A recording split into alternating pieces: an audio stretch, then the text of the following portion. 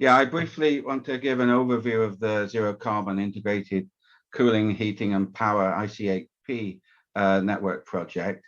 This started a couple of months ago and finishes at the end of June in 2024. It's a collaboration between colleagues at Durham University and Imperial College London, and has project partners, Durham County Council, National Grid, the Climate Change Committee, and the Wales and West utilities.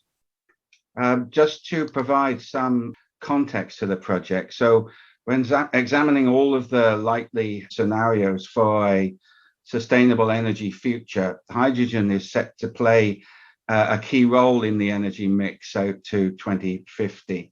This is borne out by modelling conducted by our colleagues at Imperial. Hydrogen will be used in the provision of energy services, in power generation, in heating and cooling, and also in aspects of transport. There are many routes to hydrogen production, but the majority is planned under the hydrogen strategy to be blue hydrogen, produced from reforming natural gas and integrating CO2 capture and storage, and increasingly being supplemented and eventually replaced by green hydrogen produced through electrolysis using renewable energy sources such as offshore wind. This diagram shows the potential for electrical, hydrogen and heating networks operating in an integrated system. There is the potential at a national and international scale for the existing gas grid infrastructure to be modified and used to deliver natural gas and hydrogen mixtures, or even up to 100% hydrogen. And there are a number of important projects which have been funded recently by BEIS to demonstrate blue and green hydrogen production at scale. On the left-hand side, you see this is a European hydrogen backbone vision to repurpose the existing gas infrastructure and provide new dedicated pipelines and compressor stations across the whole of Europe, leading to an integrated and interconnected hydrogen distribution infrastructure. As most of you will know, there's been a number of significant projects in the UK to examine the potential for the distribution of hydrogen in our existing natural gas infrastructure. For example, the Future Grid project is building a demonstration of the national gas transmission system, where it will explore high pressure blending of hydrogen up to at various amounts up to 100%. This will also link in with an existing H21 project, which has been used to demonstrate the possibility to distribute hydrogen safely to 3 purpose-built test houses fitted with hydrogen fueled appliances. There is also the H-Deploy project, which is currently blending 20% hydrogen into the natural gas being supplied to nearly 800 homes in Gateshead. All of these studies are exploring the potential to provide hydrogen to each individual home, business or industrial consumer, primarily to decarbonize heating. ICHP network concept, which we're researching, is based around not supplying hydrogen to individual customers, but to use distributed hydrogen fueled ICHP hubs, which will provide local energy services through cooling, heating and power networks. These energy services can then therefore benefit from improved efficiency and flexibility that's provided by this integrated energy system, and also reduce the complexity of hydrogen distribution. So the project will be exploring the ICHP hub concept at a national scale, and also designing and demonstrating a hub and exploring its potential at a more detailed level. The objectives of the project are to identify potential national deployment of ICHP network hubs, to determine how cost-effective an ICHP network hub can be in terms of providing thermal and energy services and comparing that with alternative solutions to build a ICHP network hub demonstrator and optimize its performance. And then finally, to engage with potential stakeholders and end users to understand the potential of the technology from an engineering, social, and economic perspective. So in terms of the project work program, it's divided into 4 work packages. The first one is on whole energy systems and national scale evaluation, and that's led by Imperial. Look at the gas grid requirements to transport hydrogen within the UK, looking at opportunities for hydrogen production from offshore wind and hydrogen imports, and to explore the economic assessment of ICHP whole energy system. The second work package will explore the evaluation of local scale integration of ICHP, led by Durham. So this will look at a localized energy system model, a ICHP network hub modeling exercise, and system demand and flexibility exploration.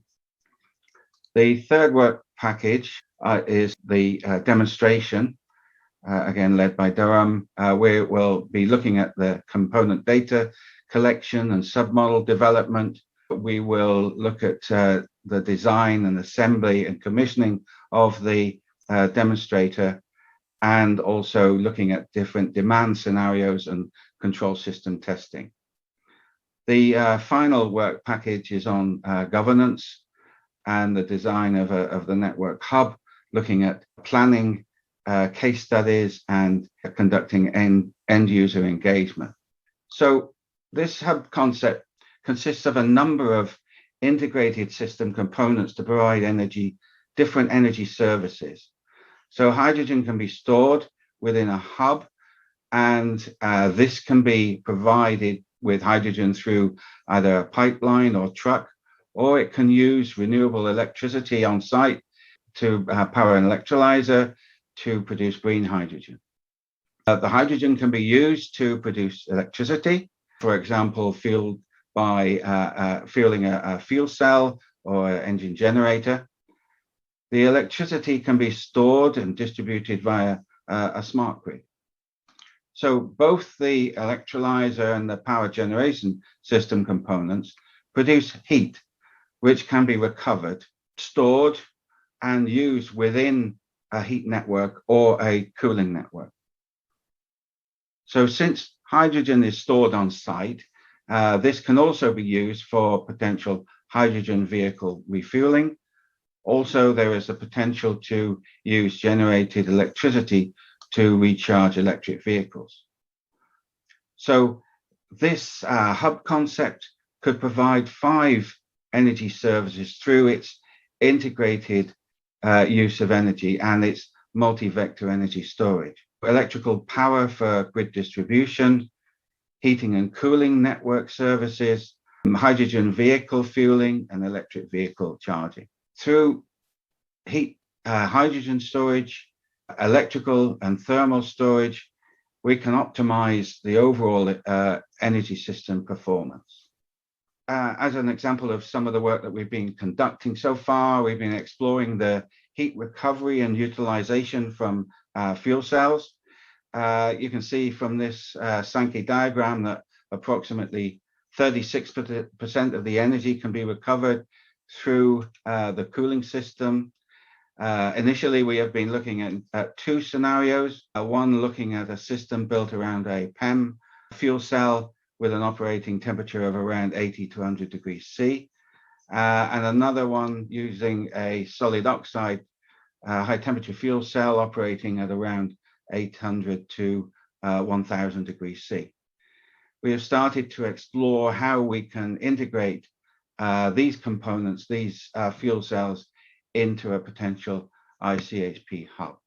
We have also been modeling a PEM electrolyzer and exploring the hydrogen and oxygen and heat produced and the interaction with the grid. We have recently published the first journal paper on this, and we've also started to examine some economic aspects, to examine system costs out to 2030 and levelized costs of hydrogen, taking into account the revenue from heat utilization. In terms of development of the demonstrator, we've built an electrolyzer and a heat recovery system, and are in the process of integrating this with a heat-driven hydrogen gas compression system. As a potential component of the hub, we have built a new version of our novel hydrogen CHP system with an electrical efficiency equivalent to a PEM fuel cell, but with the additional capability to operate using blue hydrogen directly. We've also looking at exploring the integration of our oxygen hydrogen combustion closed cycle system, which utilizes both stored hydrogen and stored oxygen from the electrolysis process. These are just some of the components which will make up our ICHP hub demonstrator, which has received additional funding from the Northeast Energy Catalyst. That's just a brief overview of one of our decarbonisation of heating and cooling projects and our investigation of hydrogen-fueled energy systems integration. So thanks for listening.